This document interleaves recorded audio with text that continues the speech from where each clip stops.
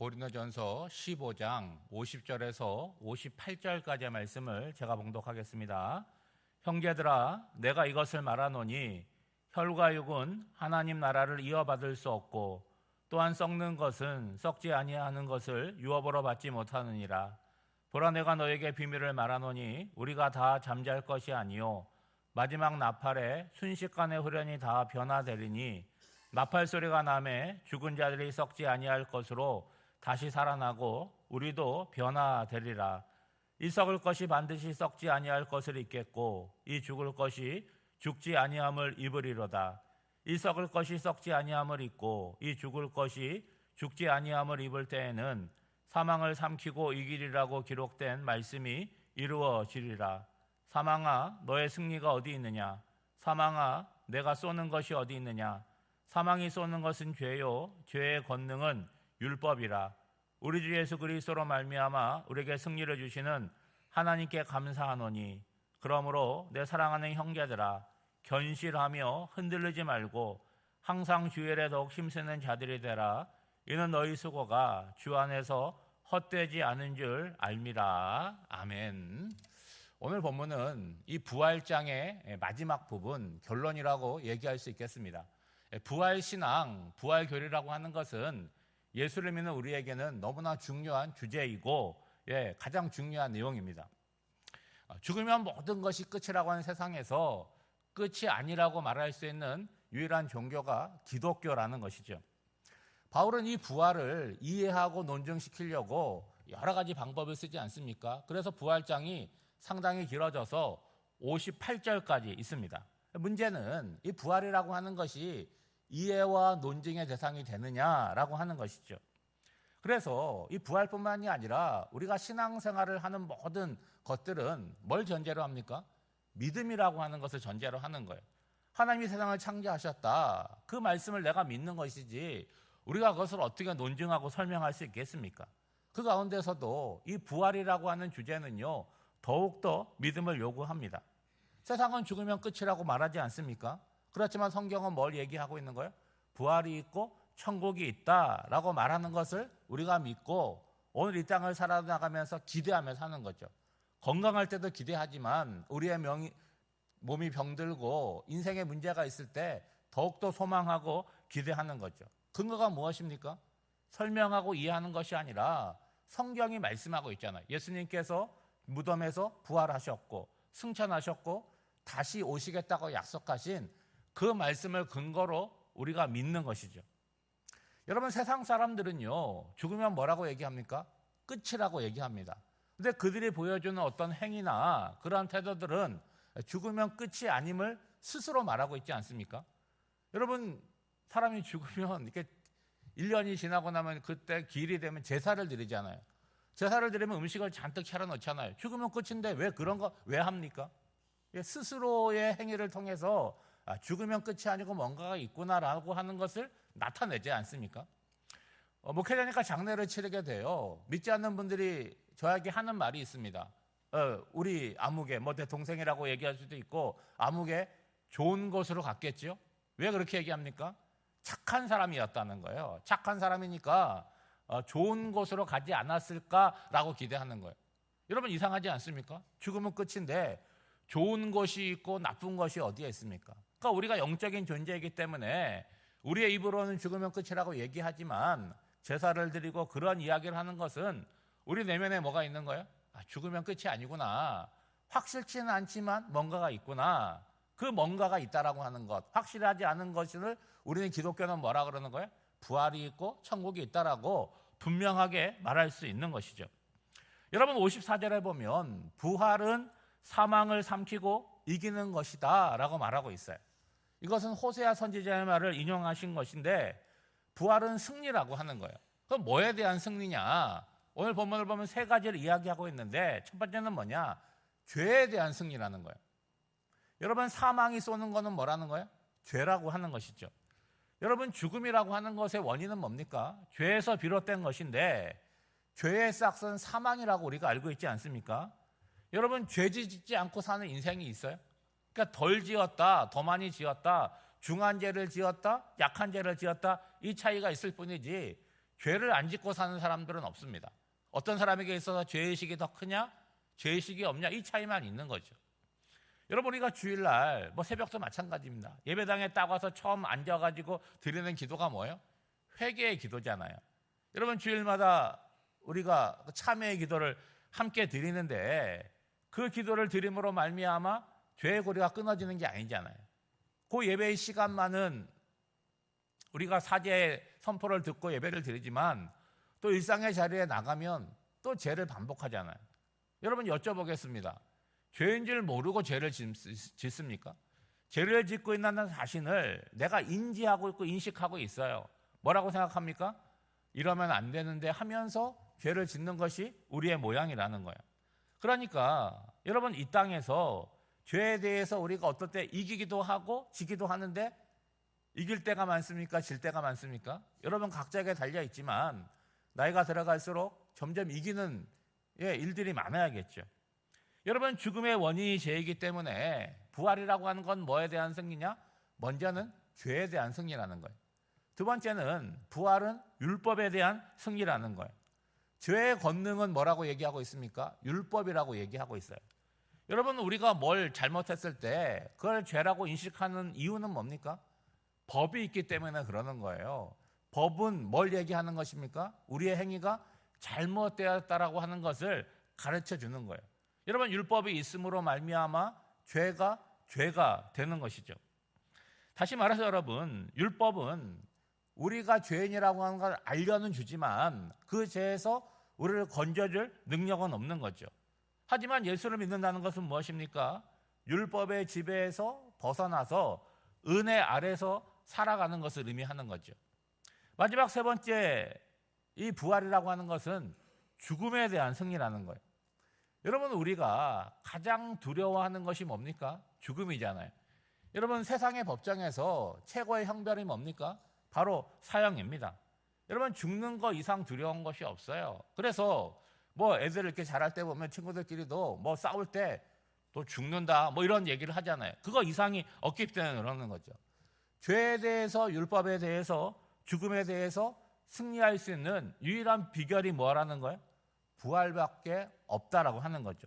여러분, 57절 말씀입니다. 우리 주 예수 그리스도로 말미암아 우리에게 승리를 주시는 하나님께 감사하노니. 여러분, 기독교가 부활의 종교인 것은 우리의 생명이 이 땅에서만 존재하는 것이 아니라 영원한 하나님의 나라와 연결되어 있기 때문에 그러는 거죠. 이 부활의 은혜가 우리가 노력해서 얻는 것이 아니라 우리의 죄를 대신하기 위하여 십자가에 죽으신 예수 그리스도로 말미암아 우리에게 주어지기 때문에 우리가 하나님께 드릴 것은 감사밖에 없음을 바울은 말하고 있는 거죠. 여러분, 우리가 인생을 살아가다 보면 뜻하지 않게 병이 생겨서 수술을 받을 때가 있습니다. 여러분, 수술을 받는다라고 하는 건 다 두려운 일 아닙니까? 근데 수술을 하게 될 때 가장 먼저 하는 게 뭡니까? 전신 마취라고 하는 거예요. 여러분, 그거 다른 말로 하면 뭐합니까? 그 사람 죽여놓고 수술하는 거예요. 그러니까 배를 째고 칼을 대고 해도 죽여놨으니까 아픈 줄 알아요, 몰라요? 모르는 거예요.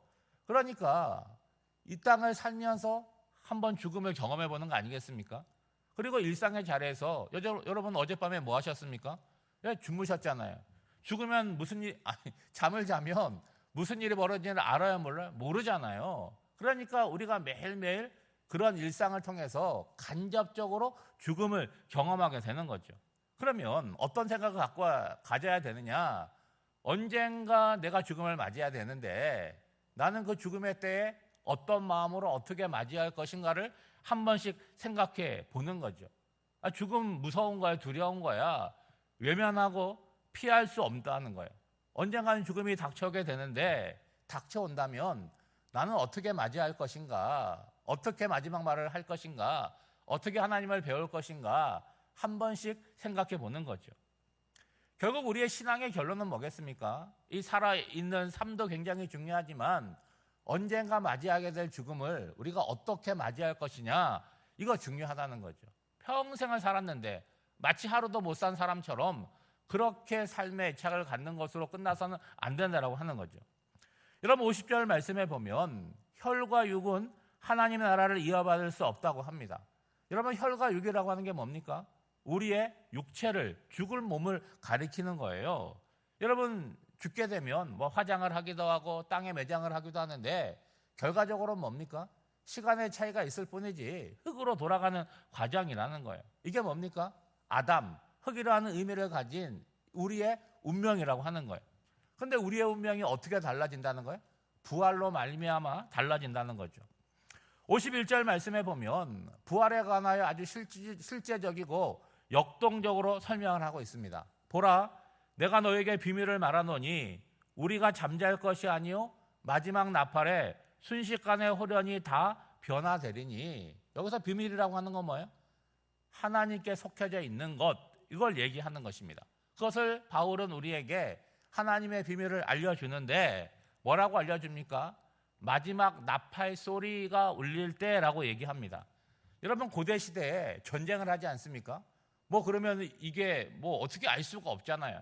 그러면은 성에 있는 사람들은 어떻게 하겠어요? 가족들은? 여러분, 전쟁이 이기고 지는 것은 그들의 운명이 어떻게 되는 거예요? 자연으로 살아갈지 포로로 끌려가서 노예로 살아갈지 그게 결정이 되는 거잖아요. 그러니까 마음 졸이면서 기다리는데 전쟁이 끝나고 나서 멀리서 마지막 나팔 소리가 들린다는 건 뭡니까? 우리가 승리했음을 알려주는 거죠. 그러면 백성들이 안되었음을 내시고 기뻐하며 우리가 이겼다고. 그 이겼다는 건 뭡니까? 우리가 살았고 자연으로 살아갈 수 있음을 알게 되기 때문에 그 승리의 기쁨에 참여하게 되는 거죠. 여러분, 마지막 나팔 소리가 바로 그것이라는 거예요. 언젠가 이 세상의 모든 것이 지나가고 약속하신 예수님의 부활이 이루어지게 될, 오심이 재림이 이루어지게 될 때 마치 전쟁에서 승리할 때 마지막 나팔 소리가 울리는 것 같은 그런 역사가 일어나게 되는 거죠. 여러분, 그날이 언제인지 우리가 알 수 없잖아요. 그날이 일어날 때 이미 죽은 자들도 있고 살아서 그날을 맞이할 자들도 있겠죠. 여러분, 어떤 상태에서 맞이하든지 동일하게 맞이하는 역사가 무엇이겠습니까? 오늘 바울이 말하는 것처럼 이거는 비밀인데 너희들 모두가 홀연히 변화되게 될 것이다. 순식간에 변화되게 될 것이다. 여러분, 얼마나 은혜로운 말씀입니까? 여러분, 인류의 역사를 보면 계속 변화되잖아요. 그 변화는 어떻게 변화가 이루어지는 거예요? 시간의 흐름 속에, 역사 속에 변화가 이루어지는 거죠. 여러분, 하나님도 창조의 역사가 이루어졌고 오랜 역사를 통해서 시간이 계속 흘러가는 거잖아요. 근데 이것은 반복되는 것이 아니라 하나의 끝을 향해서 가게 되는데 그 끝을 뭐라고 얘기합니까? 종말이라고 얘기하고 또 예수님의 재림 때라고 얘기하고 있는 거죠. 그때 어떻게 되느냐? 우리 모두가 순식간에 홀연히 변화될 것이다 라고 약속하고 있는데 그 변화가 정확히 무엇인지를 우리가 알 수는 없지만 오늘 본문은 두 가지 사실로 말하고 있잖아요. 여러분, 53절을 보면 이 썩을 것이 반드시 썩지 아니할 것을 입겠고 이 죽은 것이 죽지 아니함을 입으리로다. 여러분 보세요. 이미 죽어서 썩어져서 없어진 분들도 있겠죠. 또 앞서서 말씀드린 대로 살아서 재림을 맞이하는 분들도 있겠죠. 그렇지 않습니까? 근데 살아서 재림을 맞이한다고 할지라도 사실은 어때요? 죽어서 썩어서 사라질 그런 운명이지 않겠습니까? 그런데 이들의 변화는 어떻게 된다는 거예요? 썩지 아니하는 것으로 죽지 아니하는 것으로 이루어진다는 거예요. 이것이 앞서 말한 대로 죄에 대한 승리고 율법에 대한 승리고 죽음에 대한 승리라고 얘기할 수 있겠죠. 그러면 이 58절에 이르는 이 부활장의 결론이 뭐냐? 여러분, 58절에 나오잖아요. 그러므로 내 사랑하는 형제들아, 견실하며 흔들리지 말고 항상 주의 일에 더욱 힘쓰는 자들이 되라. 이는 너희 수고가 주 안에서 헛되지 않은 줄 알미라. 여러분, 견실하라라고 하는 말하고 흔들리지 말라는 말하고 이게 같은 말입니다. 여러분, 견실하다라고 하는 말이 바로 흔들리지 말라는 그런 의미를 갖고 있어요. 여러분, 우리가 인생을 살아가는데 흔들립니까? 안 흔들립니까? 흔들리는 일들이 너무나 많아요. 그런 것들을 나이가 들어가면서 신앙의 연수가 늘어가면서 자꾸 정리하는 거예요. 여러분, 과일 나무를 이렇게 기르다 보면요, 제일 중요한 게 뭔지 아세요, 여러분? 가지를 치는 겁니다. 가지가 무성하면요, 열매는 많이 맺힐지는 모르겠지만 이게 상품성이 없어지는 거예요. 그러니까 전문가를 불러가지고 전지라고 하는 것을 하는 겁니다. 그러니까 쓸데없는 가지들을 다 잘라내서 조금만 남겨놓는 거예요. 거기에 맺혀지는 과일은 아주 달고 맛있는 과일이 되는 거죠. 우리 인생도 마찬가지라는 거예요. 방만하고 산만하지 말고 자꾸 가지를 쳐내 가면서 뭐 하는 거예요? 하나님께 집중하는 거죠. 그리고 집중하는 중심에 뭐가 있다는 거예요? 부활이 있다라고 하는 거죠. 그래서 바울은 뭐라고 얘기합니까? 항상 주의 일에 더욱 힘쓰는 자들이 되라고 권면을 하고 있는 거죠. 그 이유가 뭡니까? 앞서서 이 부활장의 서두에 뭐라고 얘기했어요? 부활이 없다면 세상의 모든 사람보다 예수를 믿는 우리들이 가장 불쌍한 자들이다라고 시작하지 않았습니까? 그렇지만 이후 논증을 통해서 부활은 틀림없이 있는 사실이니까 뭐 하라는 거예요? 결과적으로는 견실할 뿐만이 아니라 주의 일에 힘쓰는 자들이 되라. 왜냐하면 그 수고가 헛되지 않기 때문이다라고 말하고 있는 거죠. 여러분, 오늘 우리가 하루를 살아갑니다. 어떤 일이 있을지 우리로서는 알 수가 없어요. 그렇지만 우리 안에 뭐를 갖고 살아가는 거예요? 신앙을 갖고 살아가고 믿음을 갖고 살아가는데, 특별히 오늘 말씀을 따라서 부활 신앙을 붙들고 오늘 이 땅에서뿐만이 아니라 영원한 하나님 나라가 우리에게 있음을 미리 감사하고 그 소망을 갖고 한 날을 살아가는 저와 여러분이 되시기를 주님의 이름으로 축복합니다. 기도하겠습니다. 하나님 아버지, 유한한 인생을 살아가면서 질병과 사고와 여러 가지 어려움과 고난들을 만나게 됩니다. 결국은 생명이 죽음을 이기지 못하는 죽음의 순간을 맞이하게 될 텐데, 그것이 끝이 아니라 영원한 천국과 부활이 우리에게 있음을 믿고 그것이 우리의 소망이 되어 오늘을 힘있게 살아갈 수 있도록 인도하여 주시옵소서. 바울의 가르침대로 오늘 이 땅을 살아갈 때에 견실함으로 흔들리지 않게 하시고 우리의 허락하신 시간과 기회를 선용하여 주의 일에 더욱 힘쓰는 자들로 살아가게 하옵소서. 오늘도 새로운 한 날을 허락하여 주셨고 말씀을 주셨습니다. 또 그 말씀을 붙들고 기도할 것입니다. 우리의 기도가 날로 더 깊어지게 하여 주시고 풍성해지는 역사가 있게 하여 주시고 기도의 시간을 통하여 우리 주님과 더 친밀한 관계로 나아갈 수 있도록 주님 인도하여 주시고, 그 기도가 오늘을 살아가는 우리의 삶에 실제가 되게 하여 주시고 또 태도가 되게 하여 주시고 능력이 되어질 수 있도록 주님 인도하여 주시옵소서. 오늘도 우리와 함께 하실 줄 믿사오며 만복의 근원이 되시는 예수 그리스도의 이름으로 기도하옵나이다. 아멘.